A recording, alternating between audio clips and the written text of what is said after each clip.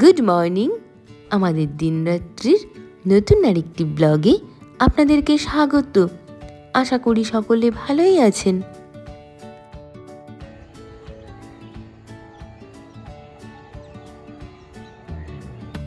আজ মঙ্গলবার, সকাল এখন 6টা। একটু ছাদে এসেছিলাম গাছের ফুলগুলো ফুটেছে কিনা দেখার জন্য। তারপরে এসে যা দেখতে পেলাম, চোখ জুড়িয়ে গেল। কি সুন্দর লাগছে আকাশটা। ওই দূরে সূর্য উঠছে আর কেমন পেঁজা তুলোর মতন মেঘ ভেসে চলেছে। মামনি বলছিল কোদালে মেঘ। কি সুন্দর, মানে কোদাল দিয়ে মাটি কোপালে পারে যেমন হয়ে যায়, ঠিক সেরকম যেন মনে হচ্ছে আকাশে কেউ চাষ করে গেছে। অপূর্ব লাগছে দেখতে।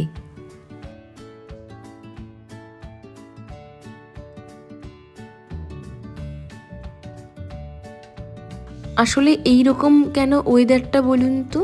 এই যে মেঘলা মেঘলা আকাশ, দক্ষিণ ভারতের দিকে একটা সাইক্লোন হচ্ছে, ফেঙ্গাল। তামিলনাড়ু, কর্ণাটক, কেরালা এই রাজ্যগুলোর উপর দিয়েই বয়ে চলেছে। প্রচণ্ড বৃষ্টি হচ্ছে ওখানে, আর তার সাথে তীব্র হাওয়া, যার কারণে সেই প্রভাবটা আমাদের এদিকে অতটা না পড়লেও কিন্তু এই মেঘলা ওয়েদারটা রয়েছে। আর এই দেখেছেন আমার গাছে কেমন ফুলগুলো এখনও পুরোপুরি ফোটেনি। যাই হোক, বেশ কিছুক্ষণ হলো আমি ছাদে এসেছি। এবার চলুন নিচে যাই, গিয়ে স্নান করব, তারপরে রান্নাঘরে ঢুকবো। এমন একটা ওয়েদার, শীত কিন্তু সেরকম ঠান্ডা নেই, তবে ওয়েদারটা বেশ ভালোই লাগছে। আমার স্নান হয়ে গেছে, সকালবেলাতেই শ্যাম্পু করে নিয়েছি, আর এখন চলে এসেছি রান্নাঘরে। আজকে ওই রান্না করব মামনি বাবুর জন্য আলু, ফুলকপি আর একটু পটলও দিয়ে দিচ্ছি, কয়েকটা পটল রয়েছে, আর পনির দিয়ে একটা তরকারি। আর বানাবো হচ্ছে মূলো শাক ভাজা, আর তার সাথে মোচার ঘন্ট। এই শীতের বেলা বলে আমি কোনোভাবে সময়ের সাথে দৌড়ে পারি না বলে রাতের বেলাতে না ওই ফুলকপি আলুগুলোকে আমি ভেজে রেখেছিলাম, কিন্তু পটলটাকে আর ভাজতে মনে নেই। আর একটুখানি আলু মনে হলো যে দিয়ে দিই, মানে সেদ্ধ করেছিলাম ভাতের মধ্যে দিয়ে, তো সেই আলুটাকেও কেটে দিয়ে দিয়েছি। এদিকে আমার কষানো হয়ে গেছে, আর একটু কষে গেলে পারি তারপরে জল দিয়ে ঢেকে দেব, তাহলেই তরকারিটা হয়ে যাবে। মামনি গরম মশলার গন্ধ একেবারে সহ্য করতে পারে না, সেই জন্য আমি এখন থেকে আর কোনো তরকারিতে গরম মশলা দিই না। আর খুব একটা গরম মশলার গুঁড়ো আমি খাইও না। খুব বেশি হলে আমি ওই গোটা গরম মশলা তেলের ওপরে ফোড়নে দিয়ে দিই। যাই হোক, এদিকে ঝোল দিয়ে এটাকে ফুটতে দিয়ে দিলাম, আর ওদিকে ভাতটাও বসিয়ে দিই। আর এটা নেমে গেলে পারে মূলো শাকটা ভেজে নেব। আর মোচা ঘন্টটা আমার রান্না করা হয়ে গেছে, আপনাদের সাথে সেটা আর শেয়ার করতে পারিনি। আসলে সেই সময়টায় না এমন একটা সমস্যা হলো আমার ক্যামেরাটাতে যে আমি সেটা শ্যুট করতে পারিনি। মোচাটা রান্না করেছিলাম আজকে কাঁচকলার মোচা। তো কাঁচা কলার মোচা নাকি তেতো লাগে, কিন্তু কাঁচা কলার মোচা না তেতো লাগে না। আমার মা যেমন করে রান্না করে সেরকমভাবে যদি করা যায় লাগে না। আপনাদের সাথে ওই কাঁচা কলার মোচার রেসিপিটা একদিন আমি শেয়ার করব। তবে আজকে শুধু এতটুকুই বলে রাখি যে কাঁচা কলার মোচাটাকে আপনি আগের দিন রাত্রিবেলায় ভালো করে বেছে কেটে ধুয়ে জলে ভিজিয়ে রাখবেন। সারা রাত ওটা জলে ভিজে থাকবে, পরের দিন সকালবেলায় ওটাকে সেদ্ধ করে নেবেন, আর অল্প জলেই সেদ্ধ করবেন। দিয়ে সেই জলটাকে ফেলে দিলে পারে আর একটা ভালো কাজ করলেও হয়, প্রেশার কুকারে একটু সিটি মেরে নেবেন, একটা সিটি মারলেই যথেষ্ট। দিয়ে সেই জলটাকে ফেলে দিতে হবে। তারপরে ওটাকে যেমন আমরা রান্না করি, আপনি ডাল বাটা দিয়েও রান্না করতে পারেন, অথবা একটু চীনা বাদাম ভেজে নিয়ে তারপরেও আলু দিয়ে যেরকম আমরা মোচা ঘন্ট বানাই সেরকমও বানাতে পারেন। খুব ভালো হয় খেতে, এরকম করে বানিয়ে দেখবেন। আর একদিন আমি আপনাদের সাথে রেসিপিটা বানিয়ে দেখাবো। আর এখন এই মূলো শাকটা ভেজে নিলেই আমার সকালের রান্না হয়ে যায়। আসলে মামনির শরীরটা তো খুব একটা ভালো থাকে না, ওনার প্রচণ্ড পেইন হয় হাঁটুতে, তো ওঠানামা করতে পারেন না, মানে একবার নিচে বসে আবার দাঁড়ানো একটু সমস্যা, আর কোমরেও একটু সমস্যা আছে। সেই কারণে আমি সকালের আর দুপুরে রান্না করে রেখে চলে যাই। কখনো কখনো আমার হাতে সময় থাকলে সকালের খাওয়া দাওয়াটা একসাথে হয়, আর যেদিন আমার খুব দেরি হয়ে যায় সেদিন ওনারা পরে খেয়ে নেন। আর দুপুরে খাবারটা আমি রেডি করে রেখে যাই, ওনারা টাইম মতন খেয়ে নেয়। আপনাদের সাথে আজকে একটা নতুন ফলের পরিচয় করাই। আমার কাছে নতুন, আপনাদের কাছে নতুন কিনা আমি জানি না। এই যে দেখছেন পার্সিমন, এই ফলটা আপনারা খেয়েছেন কিনা আমি বলতে পারবো না। তবে এই ফলটা আমি প্রথম খেয়েছিলাম 6 বছর আগে বহরমপুরে। যে দোকান থেকে ফল নিতাম ওই কাকু জোর করে একদিন ফলটি দিয়ে দিয়েছিলেন, কিন্তু বেশ দাম। তবে এখন দেখছি একটু কমেছে, সেই সময় আমি কিনেছিলাম 400 টাকা করে কেজি। তবে এই দিন আমি এই ফলটা নিয়ে এসেছি 300 টাকা কেজি। তো এই ফলটা না বেশ ভালো, ভেতরে কোনো বীজ নেই, আর দেখতে না পুরো টমেটোর মতন, আর পাতলা খোসা। আপনি খোসাটাকে ছাড়িয়ে নিয়ে তারপরে পিস পিস করে খেয়ে নিলেই কোনো অসুবিধে নেই। আর এত মিষ্টি, আর খেতে অনেকটা আমের মতন। আবার কোথাও কোথাও আমার যেন মনে হয় যে খুব পাকা পেঁপে যেমন হয়, একটু ডাসা ডাসা টাইপের, সেরকমও খেতে। আবার কখনো মনে হয় সবেদার মতন মিষ্টি, মানে অপূর্ব খেতে। আমি ঠিক বলে বোঝাতে পারলাম না ফলটার স্বাদটা আসলে কেমন। যাই হোক, সব মিলিয়ে ফলটা কিন্তু ভীষণ সুন্দর খেতে।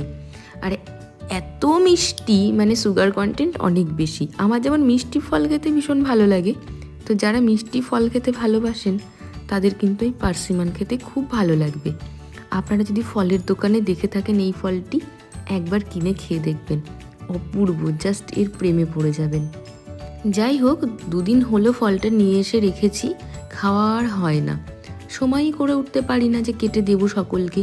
তো এখন মনে হলো রান্না করে নেওয়ার পরে একটু টাইম আছে, কেটে নিই আজকে। তো আজকে কেটে ফেললাম, সবাইকে দিয়ে দিয়েছি। তো আমি বললাম যে তোমরা তোমাদের সময় মতন খেয়ে নিও। আমি এক টুকরো খেয়ে দেখলাম, অসাধারণ খেতে। যাই হোক, এখন সকলের খাবারটা বেড়ে নিচ্ছি, উত্তমকেও খাবার দিয়ে দেবো, আর আমি নিজেরটাও বেড়ে নিলাম। খেতে বসে যাবো এরপরে। এখন বেজে গেছে 9:15, খেয়ে দিয়ে রেডি হয়ে বেরোবো। আমার তো 9:40-এর ট্রেন, আপনাদেরকে আমি সবসময় বলে থাকি। তবে ট্রেনটি আজকাল না রাইট টাইমে আসছে, একটু দেরি হলেই পাওয়া মুশকিল হয়ে যাচ্ছে, মানে সেই দৌড়ে দৌড়ে গিয়ে ধরতে হচ্ছে। উত্তম অফিসের জন্য একবারে রেডি হয়ে গেছে, এবার দুজনে খেয়ে বেরিয়ে যাব। ও আমাকে স্টেশনে ড্রপ করে দেবে। দাঁড়ান, ওর তরকারিটা দিয়ে নিই। বাবা, ও বলছে যে তরকারি নাকি ওর লাগবেই না। যাই হোক, তাহলে ওর জন্য তরকারি নিয়েছিলাম বাটিতে একবারে, কিন্তু ও বলছে যে নেবে না, তো তরকারিটা একটু কমিয়ে নিলাম। খুব একটা তরকারি খেতে উত্তম অত পছন্দ করে না, আমার শাশুড়ি মাও তাই। অল্প তরকারি দিয়ে অনেকটা ভাত মেখে এরা খায়, কিন্তু আমি পুরো উল্টো। আমার ভাত একদম কম লাগে, তরকারি অনেক বেশি লাগে। কম তরকারি দিয়ে আমি খেতেই পারি না, মানে আপনি বাটি করে যদি আমাকে তরকারি দেন তো আমি খেয়ে নেব। আমার এত প্রিয় তরকারি, যে কোনো তরকারি খুব ভালোবাসি খেতে। আজকে ভাবছি শু পরে কলেজে যাব। কেন যাব আপনারা দেখতেই পাবেন। কলেজে গিয়ে না আজকাল খুব মজা হয়, মানে 3টে বাজলেই এত ভালো লাগে যে কখন 3টে বাজবে। প্রথমে গিয়েই আছে কয়েকটি ক্লাসগুলো নিয়ে নেব, আর আছে একটু অফিসিয়াল কাজকর্ম, সেটা করে নেওয়ার পরে একটু ফাঁকা থাকবো, তখনই মাঠে নামবো। আজকে একটু খেলবো, ওই জন্যেই বলছি শু পরে যাব। আপনাদেরকে আর একটা কথা বলি, আপনারা এই যে বাঁধাকপি, ফুলকপি, শাক পাতা যদি কাটাকাটি করেন রাতের বেলা, তাহলে আমি বলবো যে ধুয়ে কাটার থেকে এমনি, মানে বাঁধাকপিটার খোসা ছাড়িয়ে, মানে প্রথমেই ধুয়ে নেবেন, তারপরে খোসা ছাড়াবেন, খোসা ছাড়িয়ে তারপরে ওটাকে কাটবেন। কাটার পরে আর ধোবেন না, তাহলে কি হবে, জল জল হয়ে যাবে, সেটা কিন্তু একটু সেই জেগো গন্ধ বলে না, সেই রকম হয়ে যাবে, তখন কিন্তু অত ভালো লাগবে না। ফুলকপিও তাই, যে কোনো সবজি কাটার আগে যদি খুব ভালো করে ধুয়ে নেন, তারপরে যদি কাটেন, তাহলে কিন্তু খুব ভালো হয়। আরও ভালো হয় যদি সারা রাত ভিজিয়ে রাখতে পারেন জলে, বা বিকেলবেলাটাই ভিজিয়ে দিলেন, সন্ধ্যার দিকে কেটে নিলেন, তাহলে আরও ভালো হয়। মানে এত পরিমাণে পেস্টিসাইড ইউজ করা হয় আজকালকার সবজিতে। তাছাড়াও এমনভাবে কিছু পটল দেখেছি আমি রং করে, সবুজ রং করে, সেইগুলো তো আমাদের স্বাস্থ্যের জন্য খুবই খারাপ। তো জলে যদি আমরা 1 ঘন্টা মতন ভিজিয়ে রাখতে পারি, তাহলে কিন্তু খুব ভালো হয়। আর এই দেখুন জলঙ্গি নদী।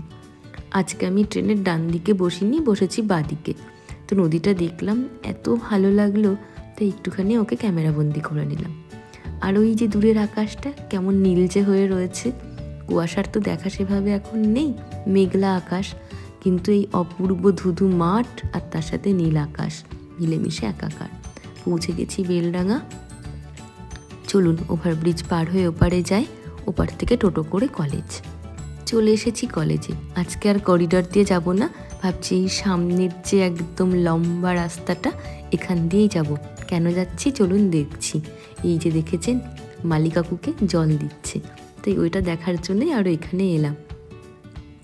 সারাদিনের কাজকর্ম হয়ে গেছে, কিচ্ছু শ্যুট করিনি, খুব ব্যস্ত ছিলাম। এখন বেজে গেছে 3:15, এসে গেছি আমরা মাঠে। এই হলো আমাদের ব্যাডমিন্টনের কোর্ট। চলুন আমিও নিচে নামি। ওপর থেকে দেখে আর নিজেকে আটকে রাখতে পারলাম না। গতকাল এসেছিলাম কিন্তু শু পরে আসেনি বলে তাই খেলতে পারিনি। আজকে একটুখানি খেলবো। দাদারা এত ভালো খেলে, মানে ওরা হচ্ছে বড় আর আমরা দুধ ভাত, আমাদেরকে ওরা খেলায় নেয় না। যখন ওদের লোক কম থাকে তখন হয়তো 2-1বার রিকোয়েস্ট করলে চান্স দেয়, আর আমরা সাইডে এরকম নিজেরা খেলতে থাকি।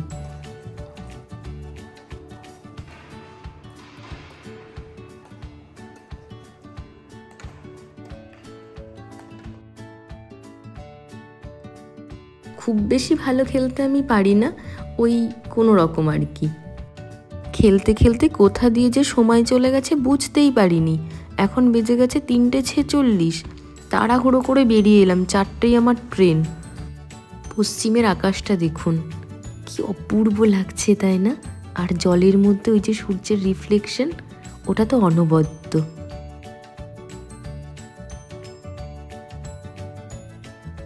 আজকে ট্রেনটা না বেশ ভিড়, বসার জায়গা পাইনি। একজনকে রিকোয়েস্ট করে এখানটাতে একটুখানি বসেছি।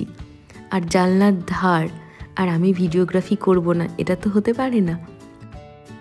বেশিরভাগ দিনই যেটা হয়, ট্রেনে উঠে আমি পূর্ব দিকটাতে বসি, যার কারণে এই যে অপূর্ব মুহূর্ত এর সাক্ষী হতে পারি না। কিন্তু আজকে এপাশে বসেছি পশ্চিম দিকে। আর দেখুন বাচ্চারা কীরকম খেলছে মাঠে। এই সারাক্ষণ প্রাকৃতিক পরিবেশ দেখতে দেখতেই না বাড়ি চলে আসি। 2 ঘন্টার জার্নি কোথা দিয়ে শেষ হয়ে যায় বুঝতেও পারি না, আর ক্লান্তও লাগে না খুব বেশি। আর আজকাল তো যখন স্টেশনে নামি তখন তো রাত হয়ে যায়, মনে হয় যেন রাত 10টা বাজে, এরকম একটা ফিলিংস আসে। আর ওই দূরে দেখেছেন উত্তম দাঁড়িয়ে আছে, চলুন যাই। এখান থেকে আমরা যাব একটু বাজারে, কয়েকটা ফল নেব, তারপরে বাড়ি। আপনাদেরকে আজকে ফলের দামগুলো বলি। আতা 150 টাকা, আর পার্সিমন সকালেই বলেছিলাম 300 টাকা করে কেজি। আর এই যে যেটা দেখলেন স্ট্রবেরির বক্সগুলো 60 টাকা। আর এই যে ড্রাগন কিন্তু 400 টাকা করে। আর গ্রিন অ্যাপেল 350 টাকা। আর এমনি আপেলগুলো বলছে 130। আর কমলা লেবু 8 টাকা 10 টাকা পিস, আর যেটা যেরকম সাইজ। আর কিউই 3 পিস 100 টাকা।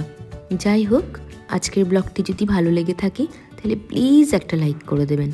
আজ আসি, শুভরাত্রি, সকলে ভালো থাকবেন।